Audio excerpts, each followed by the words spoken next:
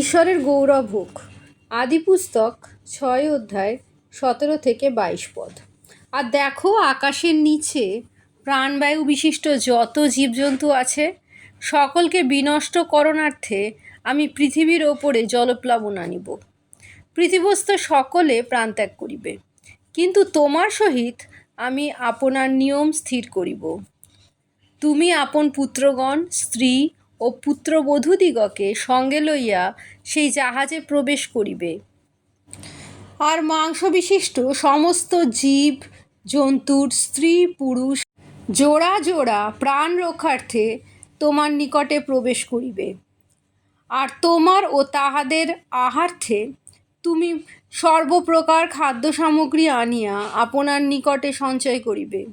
তাহাতে নোহ সেইরূপ করিলেন, ঈশ্বরের আজ্ঞানুসারেই সকল কর্ম করিলেন।